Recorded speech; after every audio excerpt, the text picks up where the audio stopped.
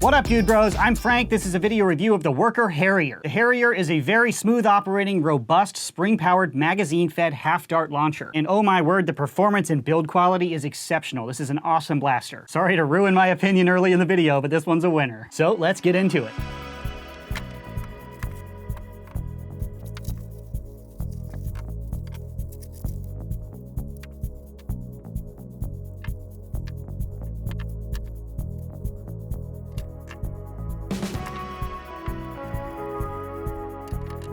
Included is the blaster, disassembled, alternative bolt, alternative barrel, alternative spring, stubby magazine, barrel attachment, extra O-rings, darts, Allen key, stickers, and instructions.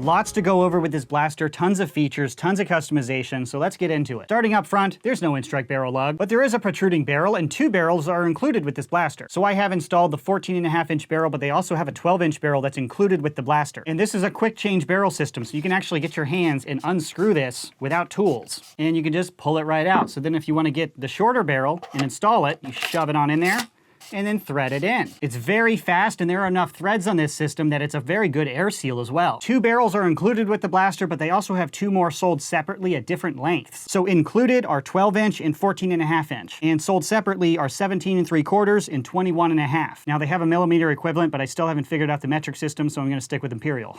Merca. Why would you want to change your barrel, you ask? It's to match up with your springs and your dart fit. So a stronger spring is generally gonna want a longer barrel. And if you're in like a hot, humid environment, like in Florida, my darts are going to swell up outside and I might want to go to a shorter barrel. And if it's outside and it's cold and dry and your darts are shriveling up, there's a joke in there, I was in the pool.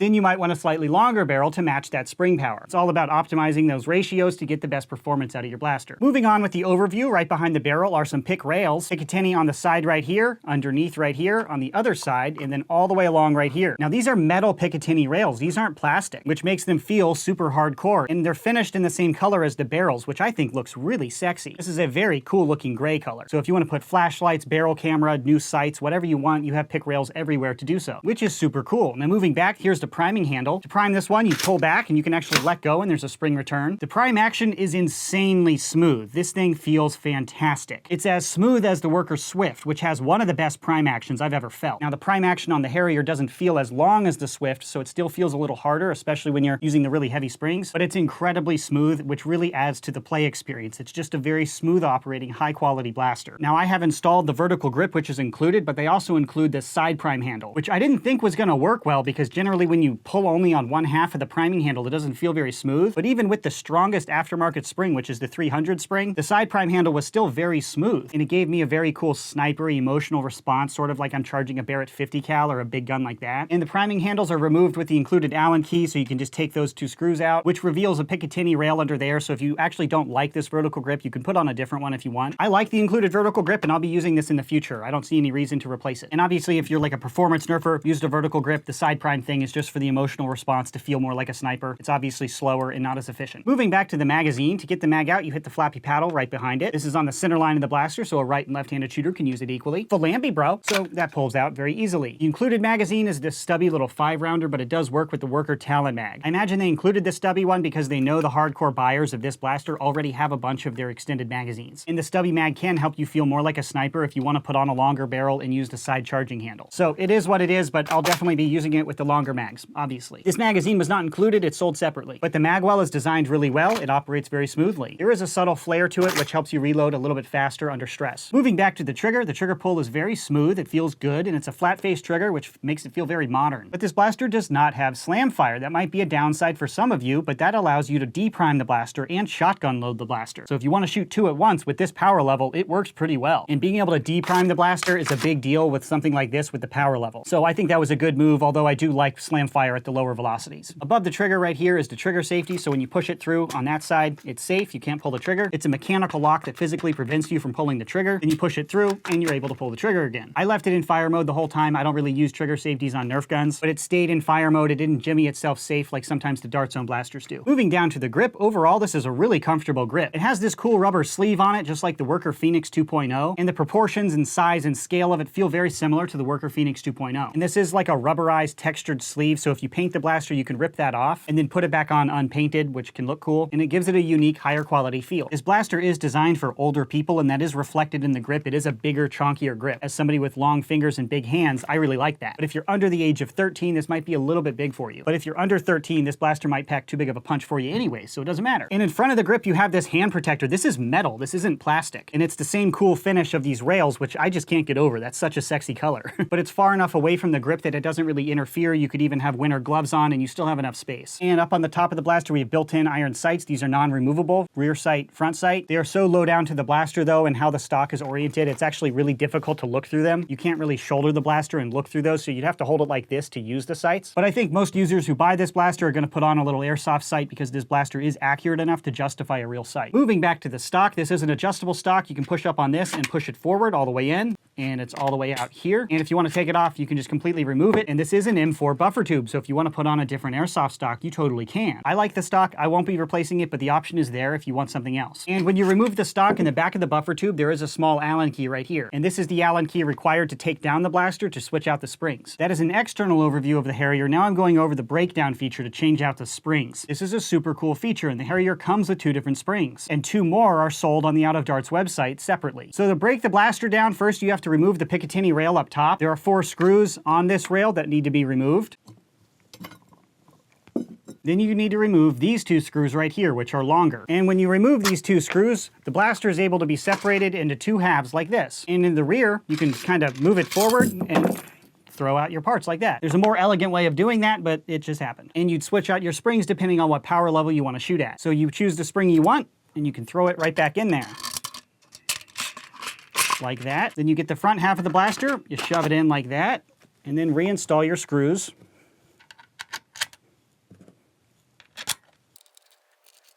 And now you're actually ready to fire. You don't need to put back on your Picatinny rail. It'll work without it. But it looks way cooler with the rail, so I'm going to keep it on. So that's how you change out the springs. It is way slower than something like the Game Face Try-On. You can change out the velocity on the Try-On in like 20 seconds. This is a lot slower. And I wouldn't want to break down the Harrier out on the field because there are 4 tiny little screws in this Picatinny rail, 2 longer screws that you can lose from the main blaster. And when you take the plunger head out of the blaster, if you drop that on dirt or something, you can get your O-ring messy, which is going to mess with your performance. So it is relatively simple, but it's not something I do on the field personally. But the blaster does come with an extra long screw right here, so if you're taking it in and out and you lose one, there is one extra included with the blaster. Because without these screws, the whole blaster falls apart and you can't put it back together, so don't lose them. So that's the spring swap system, which is super cool. So that's a full overview on the Worker Harrier. Now I'll show you some firing. In the blaster, I have the included stronger spring and the 14.5-inch barrel. And I'm shooting red Worker Gen 3 darts out of the Worker Talon 18-round mag.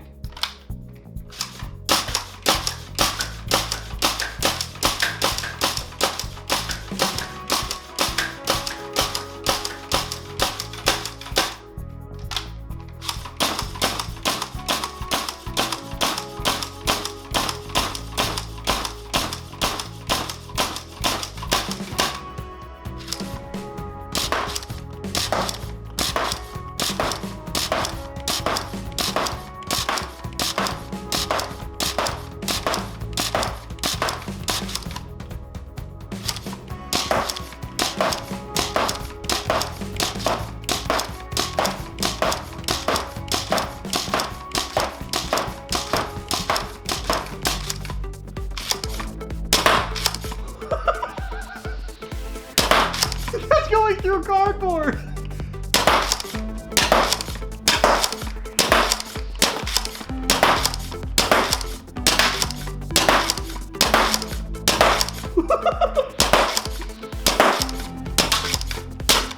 Oh my gosh, dude. Bro.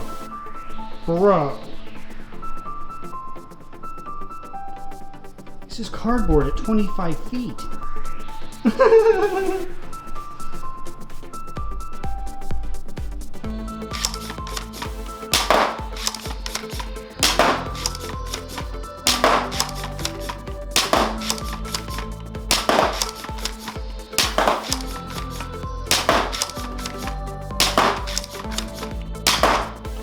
Now shooting the blaster with the included side prime handle and the included 5-round magazine with a sold separately 300 spring, a sold separately 17.5 barrel, and a sold separately barrel shroud. Kind of configured like a sniper rifle.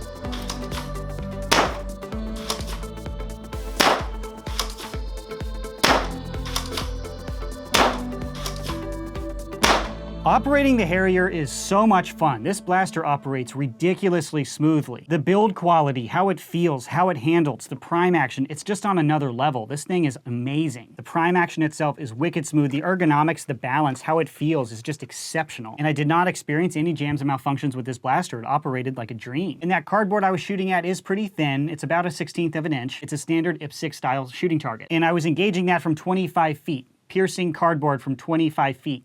Holy moly. Now granted, I was shooting with a barrel and a spring that was not included with the Harrier. These are sold separately. It comes with 2 barrels and 2 springs, but 2 more springs and 2 more barrels are sold separately on the Out of Darts website. But overall firing was incredible. So to compare this blaster to others, I put it up on my chrono. I'm not gonna read all these numbers. Pause the video and read it if you want to. But the recommended barrel and spring combos I got good results with. The weak spring in the 14.5 barrel got about 165 FPS average. The included stronger spring in the 14.5 barrel got 189 FPS average. And stepping up to the sold separately parts, the 250 spring in the 17.75 barrel, 261 FPS. And then the 300 spring in the 17.75 barrel, 283 FPS. So holy moly, any velocity you want to shoot between 165 and 283 is available with this blaster. And those are just barrel and spring changes. You don't have to replace the catch, the plunger tube, you don't have to reinforce everything. It is ready out of the box for that strong spring. But interestingly, the shortest and the longest barrels available were not optimal for any spring or any darts that I was using, which is the 12-inch barrel and the 21.5-inch barrel. I got best results out of the included 14.5 barrel with the included 2 springs, and the best results with both sold separately springs with the 17.75 barrel. But like I said, you're gonna wanna match your barrel with your ammo, the temperature and humidity, and your spring. So maybe there are conditions you would benefit from using that longest barrel or the shortest barrel. I didn't see those results. So those are the chrono results for the Harrier. Holy crap, this thing shoots hard, bro. That is the objective information I can provide on this blaster. Now to my personal opinion. Overall, I am blown away by the Harrier. I was just in love with the Tryon, but now I'm in love with this blaster. The prime action is just ridiculously smooth. They really nailed the ergonomics on this blaster. I really like the Worker Swift, but the ergonomics in the back half of that blaster really ruined it for me. The Harrier provides a nice smooth prime action like the Swift, but much better ergonomics. A good grip, a good adjustable stock, all the Picatinny rails for the tactics, a good mag well with a good mag release, just everything is done very well with this blaster. And the build quality is awesome. The plastics they're using in this blaster are just awesome. It feels good. These rails are all metal, which just makes them look cool, makes them feel cool. The Harrier just does everything right in my book. I'm in love with this blaster. I wouldn't say I have any real complaints about this blaster because it really is quite exceptional, but a few things that are negative worth noting. The spring swap system is not as fast as something like the Nexus Pro or the Game Face Tryon, and I feel it's kind of weird that you have to unscrew the top Picatinny rail to then get into the spring system. It's cool that it's one single rail, which makes it look way cooler, but I think it might be more convenient to have 2 chunks of rail, which would allow you to disconnect the blaster much faster. And for people who want to be able to switch springs even faster, I think toolless knobs right here would be cooler. Call me lazy, but I'd like to see chonky, thick grips with nice texture that you could very easily unscrew with your bare hands. And if you had 2 different rail segments that were separate, you wouldn't need a tool and you could switch out the spring in like 30 seconds. So because of how the spring swap system is set up, I don't think this blaster is really designed to switch springs on the field. You'd want to set this up the night before your battle for the velocity that you want to shoot at for the whole day. Now, if the temperature changes or you switch out ammo, you can switch the barrel very quickly without tools. And that's very quick and easy, so you could easily do that on the field. And one more funny little gripe,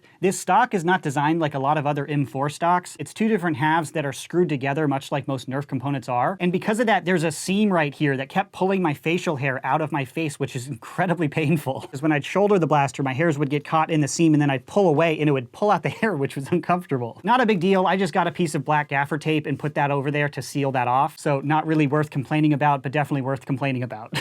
But again, overall opinion on the Harrier is unbelievably high. I'm totally blown away by this blaster. It shoots hard, it shoots accurately, it shoots smoothly. You can shotgun load, you can customize it to pretty much any velocity you want. The magwell is intelligently designed, it's full ambi. Like, what else do you want from a blaster, bro? And I'll definitely be using it like this with longer magazines and the vertical grip because it's really efficient and fast. But this side prime handle is also super cool, so if you want to set it up as like a sniper rifle, you totally can. So to go with that, I would recommend a few parts that are sold separately. First, the strongest spring. This is the 300 spring. You're going to be a sniper, you have to shoot further than everybody else, right? And I got the best performance with the 17.75 length barrel, and they also sell this barrel shroud, which is a cosmetic thing, which looks super cool. And if you're gonna do the side charging handle, which throws performance out the window, you might as well buy the barrel shroud to look even cooler. And this will slide over right here, and then it has a set screw right here, which you can tighten it down with. So if you buy the barrel shroud, you throw in the big spring, you install the side prime charging handle, then you use a stubby magazine, maybe add a big, long, cheapo airsoft scope up here. Then you have something that looks and feels more like a sniper rifle. Maybe not optimal for performance, but if you're a hardcore plinker, that can make you feel like a sniper, which would be super fun. So customization's out the yin-yang on the Worker Harrier. I think they did pretty much everything right. I think this is a massive upgrade over the Worker Swift. And I think the Harrier makes the Worker Swift pretty much obsolete. This is better in every way. And they have a few different color options available: white, teal, and orange. This one is obviously white, and I know it doesn't look good on camera. White washes out. I actually requested an orange sample unit, so it doesn't look super juicy on camera, but it looks amazing in person. So I might have to give this one a paint job to make it look cooler on camera. But that's my opinion. Now to the question of to buy or not to buy. This blaster is designed for more passionate, more hardcore nerfers with a little bit more money to spend in the hobby. With that being said, if you're considering buying a spring-powered half-dart launcher anywhere in this price range, yes, definitely buy this one, not the other ones. It is incredible. This feels so much better than even the best 3D printed blasters on the market. And it's totally adjustable and customizable, so this blaster is the type of thing that you buy once and then you can customize it through the years. But you won't need to replace the blaster. You're never going to get sick of just traditional classic ergonomics in an adjustable buffer tube stock. These things just never go out of style. This will be comfortable forever. You're able to customize the barrel and the spring, so if you want to shift different velocity ranges, you can without buying a whole nother blaster, which is the point. The customization is incredible, and you don't have to replace the catch, you don't have to reinforce anything. It's robust enough and ready to go with the strongest spring available, which is awesome. So this carries a very high buy recommendation from me. But at the price point, keep in mind, bros, this is definitely directed at the ultra stock players, not the super stock 150 FPS range. If you're just shooting at 150 FPS, this might be a little overbuilt for you, and it's way more expensive than something like the Game Face Try-On. If you're at 150 FPS and you want the best of the best, yes, definitely buy this. But is this twice as good as the Game Face Try-On at 150 FPS? No, I don't think so. The Try-On is awesome, but because of how the internals are set up, it is limited in the maximum velocity it can safely achieve. And the smoothness of this Harrier priming handle is incredible, especially at those higher velocities. You're shooting at 150 FPS, it might not matter, but then you throw in the 300 spring, and you're really gonna dig how smoothly this system operates. Granted, it is a very strong spring. It's a very strong prime, so if you're younger, you might not be able to manage the biggest spring. But this blaster is not tailored to the younger players. It's for the older, bigger, stronger, more hardcore competitive nerfers. And for that audience, if you're looking for this, do not hesitate. This blaster is incredible. So that's a confusing purchase recommendation, but if you have the money, yeah, definitely buy it. I'm absolutely in love with it. I want another. So that's my review and opinion of the Worker Harrier. If you're interested in purchasing one of these, check out outofdarts.com. I'll put a direct purchase link in the description box below. And thank you very much to Out of Darts for setting me up with a sample for a review. That's it for this video review. Thanks so much for watching, bros, and as always, stay tactical.